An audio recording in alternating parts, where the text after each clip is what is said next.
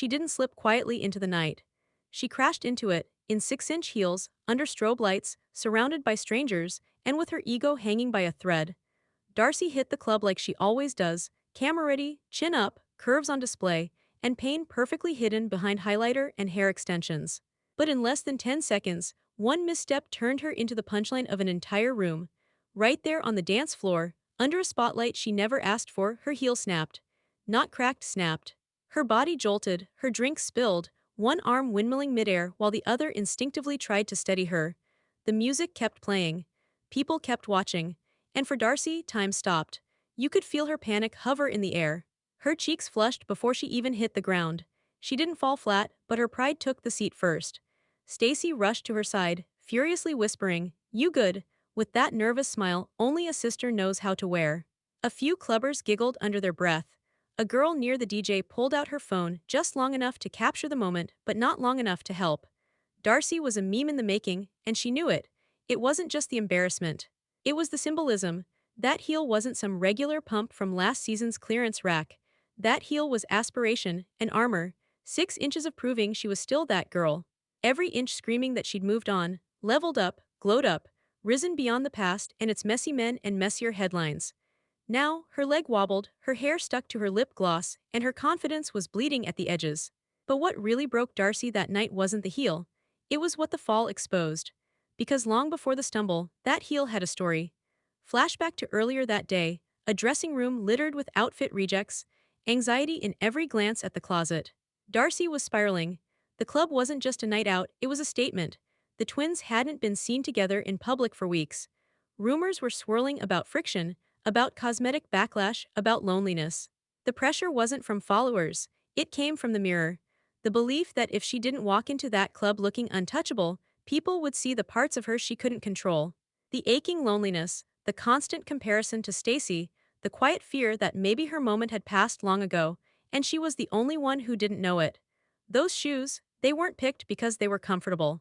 They were picked because they hurt, and in Darcey's world, if it didn't hurt a little, it didn't look right. So when her heel finally gave up, it wasn't a surprise, not to her. Because deep down, Darcey knew she'd been walking on unstable ground for a long time. What cracked wasn't just plastic, it was the illusion of control, the performance of perfection. And now with everyone staring, the question wasn't "Are you okay?"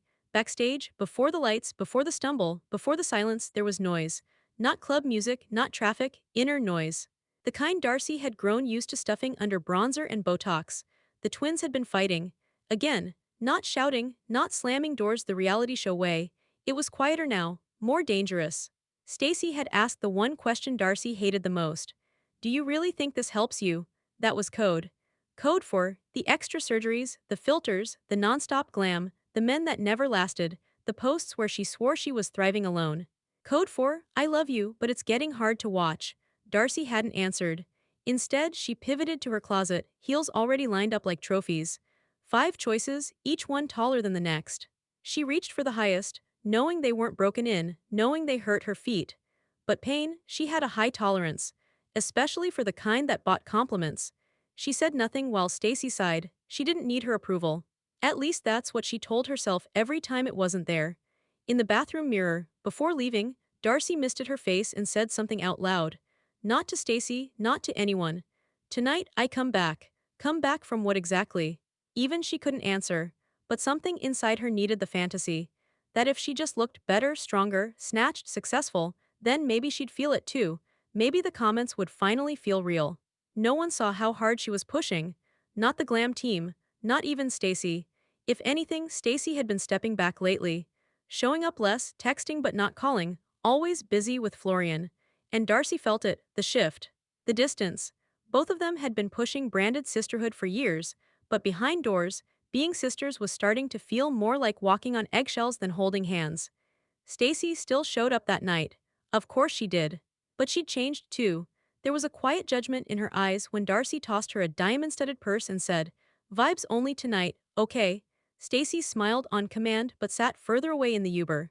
Didn't post a single boomerang at pregame. No shared twin moment on story. There was no fight, but there wasn't peace either. The pressure wasn't just to look good, it was to perform closeness, to walk in synchrony, to remind the world the Silva sisters were still one story, not two, but under their matching spray tans they were slipping. The performance continued anyway. Lashes, liner, latex, lip gloss that tasted like denial. Darcey walked out the door in those heels like a soldier entering battle. Pain wasn't the enemy, being honest was. Because what if the world saw her mess? The heartbreak, the cracks in the brand, the sister who wasn't always there. Because in Darcey's world, every outfit is armor. And that night, her shield cracked. Stacey reached out fast, too fast.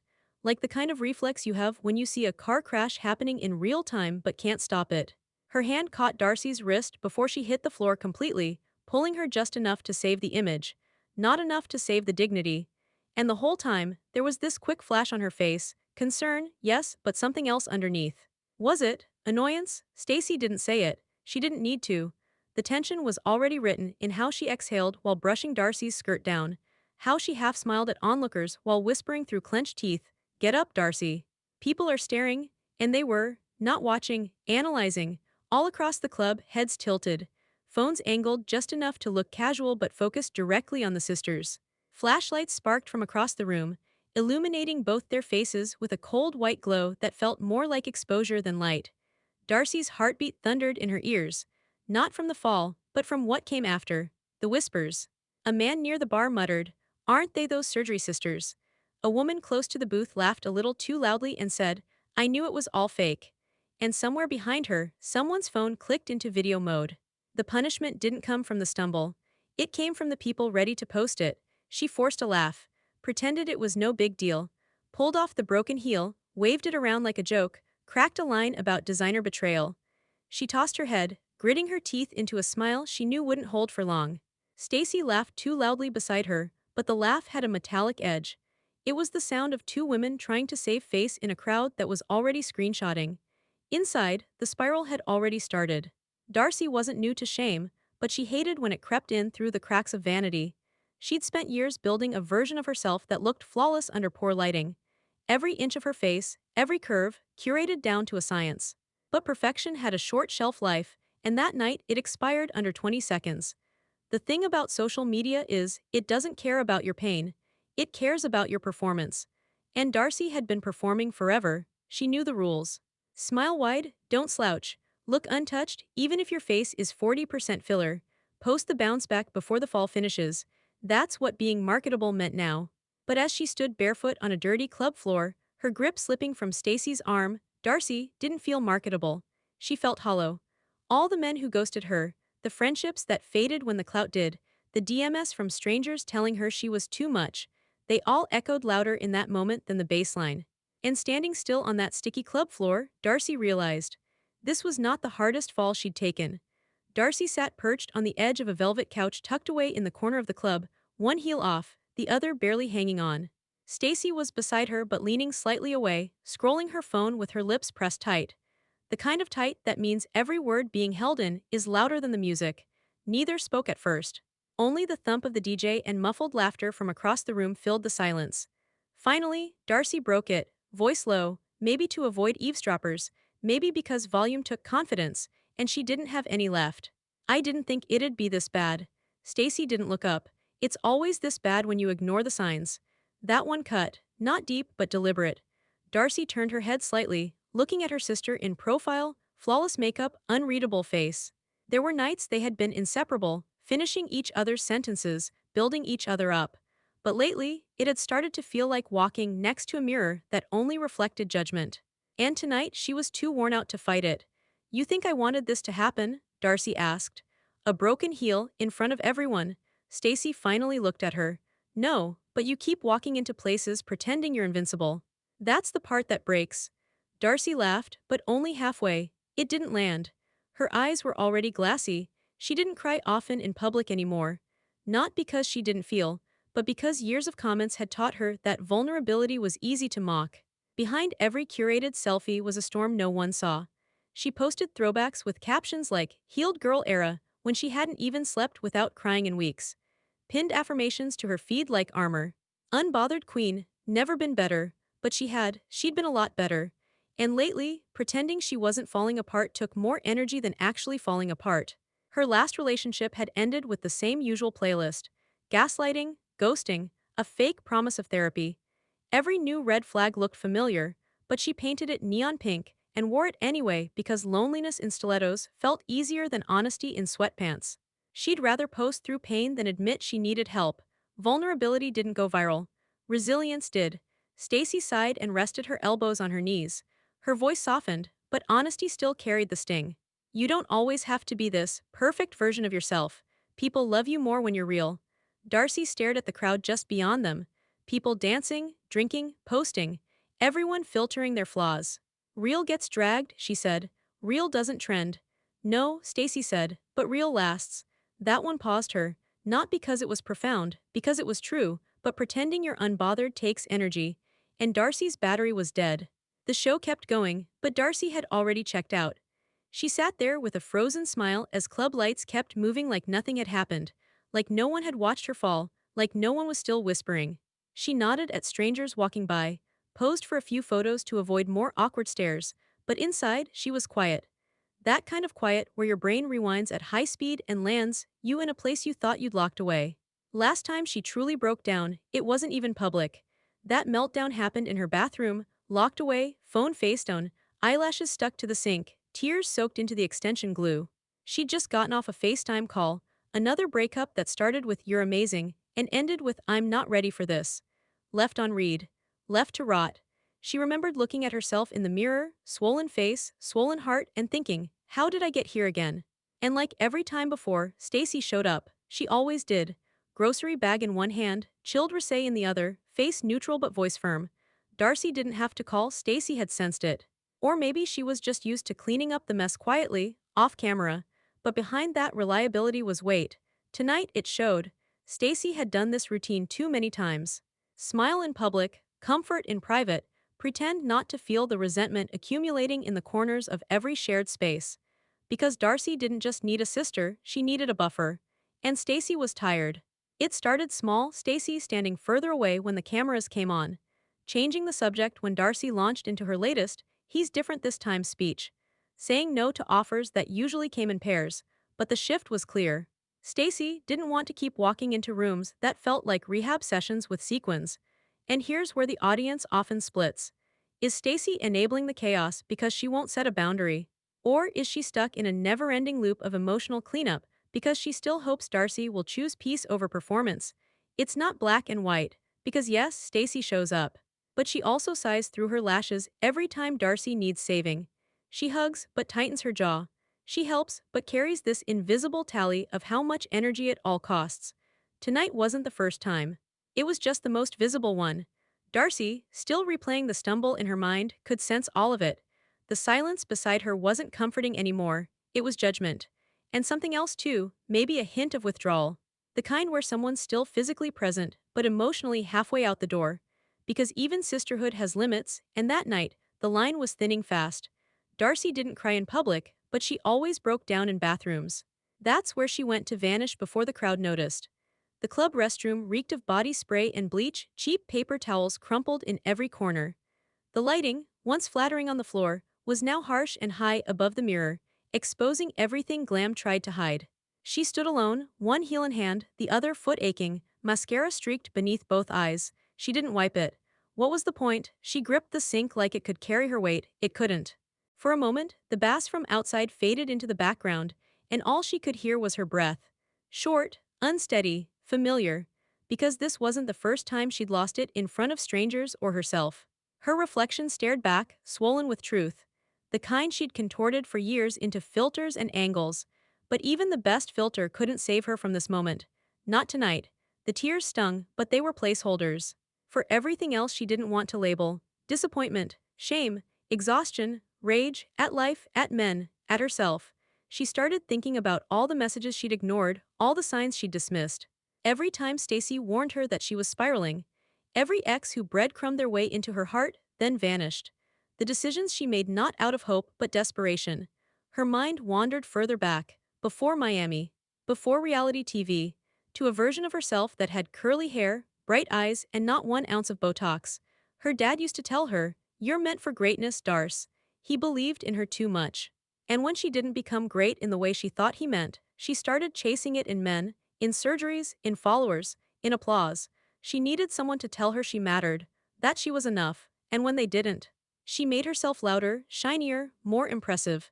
The outfits got tighter, the reality show storylines got messier, and the mirror never really told the truth again.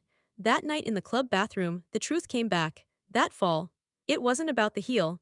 It was every insecure decision catching up to her all at once. The cycle playing on rewind while she kept hitting play. She thought she'd healed. But what she'd done, really, was hide the wounds in designer bandages. And now stripped of the act, away from the camera, the crowd, even Stacey, there was no script. No season arc, no glam team, just her real face, her tired soul. It wasn't about the heel. It was the shame of old stories playing again. She came out of the bathroom like someone coming back from a war they didn't win. Head held high, lips reglossed, foundation patched just enough to cover the damage, but not the cracks. That perfect bounce back look the world expected from Darcey Silva.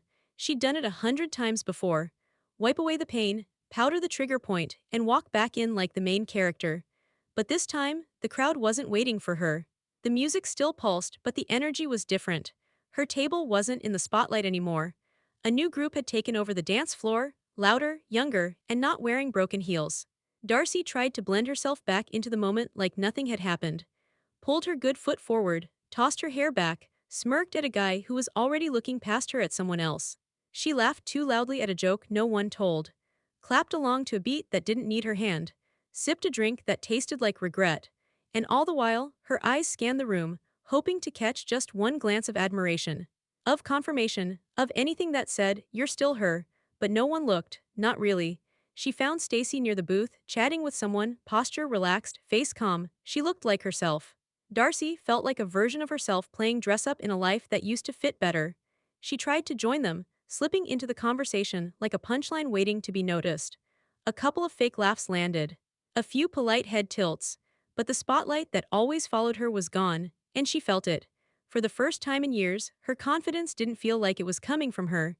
It felt like something borrowed.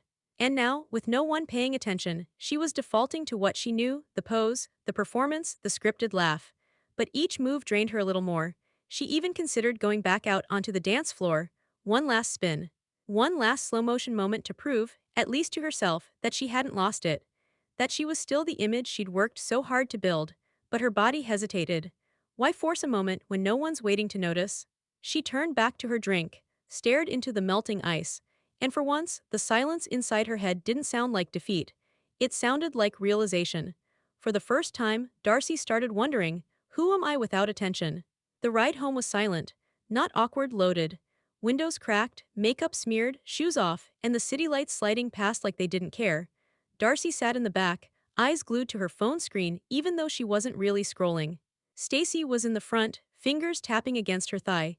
You could feel the words building, the kind that don't come out until the walls are high enough to break them. Back home, the door shut with a click that felt heavier than necessary. Darcey dropped her bag on the kitchen counter and looked around like she wanted comfort but didn't know where to find it. "So," she finally said. Her voice was low, defensive before anything had even been said. "You've been holding something in all night, just say it." Stacey didn't move at first. Then she leaned against the doorway, arms folded, staring straight at her. "You want the real version, or the edited for Instagram version?" Darcey exhaled sharply. "I want you to stop dancing around it." Stacey spoke, calm but sharp. "You don't know how to fall without trying to make it look cute first. That's not strength, Darcey. That's fear." Darcey froze. She wasn't expecting kindness maybe, but she definitely hadn't planned for this. "Wow, okay, so that's what you think of me now." Stacey stepped forward. "No, that's what I've thought for a long time. But I didn't say it because I knew you couldn't hear it. And maybe you still can't." Darcey's face tightened. "You act like pain only counts if it's retouched. Like letting anyone see the real you means you've lost some competition no one else is in." "You think I like being this way?" Darcey fired back. Her voice cracked, but not from anger, from something smaller. "You think I want people laughing at me every time I fall?" Stacey's voice softened but didn't lose its edge. "No, I think you're scared if they're not looking at you, you disappear." The pause after that hit differently. It wasn't screamed. It wasn't cruel, but it was true, and that made it sting worst of all. Stacey walked closer. "I'm not saying you're broken," she added. "I'm saying the version of you that you're trying to protect so hard, the girl in heels with the fake smile and perfect hair, she might be the one doing the real damage." Darcey didn't speak. Couldn't. Because somewhere between her sister's eyes and her own spinning thoughts, She saw the smallest reflection of the woman she really was and didn't recognize her. And in that silence, two things hung heavy: fear and possibility. This truth could tear them apart or build something real again, stripped of filters, surgery, and whatever fans wanted to believe. Because sometimes, truth sounds like betrayal, especially when it comes from your sister. The sun hit differently the next morning. Not through blackout curtains, not filtered through tinted windows, real light. Darcey sat at her kitchen island, barefaced, hoodie on, coffee in hand. No glam, no gloss, no pose, just her. And for the first time in a long time, she didn't flinch at her reflection on the black phone screen. The fall was already online. Someone had posted the moment. Heel breaking, flinch, Stacey's awkward reach. It was all there. She braced for the comments. Expected the usual flood. Haters, jokes, recycled insults about surgeries and age, but something weird happened. The top comments weren't what she thought. I've been there. She handled it the best way she could. This kinda made me like her more. Even a few from younger women saying they saw themselves in her, trying too hard to be perfect, cracking under pressure no one else even knew existed. So Darcey did something she never usually did. She posted a photo. No edit, no lashes, no caption laced in sarcasm. Just her, sitting on the bathroom floor, holding the snapped heel with a tired smile. No filter, only facts. And it didn't explode. It connected. Because maybe what people wanted wasn't the perfect comeback. Maybe they just wanted to see someone let go of the act. And her, she finally exhaled. Not for the camera, for herself. Turns out, showing the cracks was the most powerful thing she ever did. This time, there was no grand transformation montage. No new stylist. No cryptic post about fresh starts. Darcey didn't claim she was reborn, she wasn't. But she was done pretending. She didn't toss out her closet or delete her socials. She still liked nice things, still posed for photos, but her energy shifted. She stopped posting to prove she was okay. She started waiting longer before responding to pressure. She didn't need to clap back anymore, because for once she wasn't performing confidence, she was building it quietly. Stacey noticed too. The next time they went out, Darcey wore flats. Simple, clean, quiet. And when someone recognized her and asked for a picture, she smiled but didn't adjust her pose. Didn't pull her shirt tighter, didn't switch angles, she just stood there. Growth didn't come from a dramatic reinvention. It came from stepping off the loop she'd lived in for years, the cycle of climb, crumble, cover it up. She traded validation for peace, applause for silence, high heels for balance. There were still moments of temptation. That creeping ache to be seen, liked, celebrated, reposted. But now she questioned it. She didn't chase reactions. She waited for them to settle. She learned not everything has to be shared to be real. Not every crack needs glitter.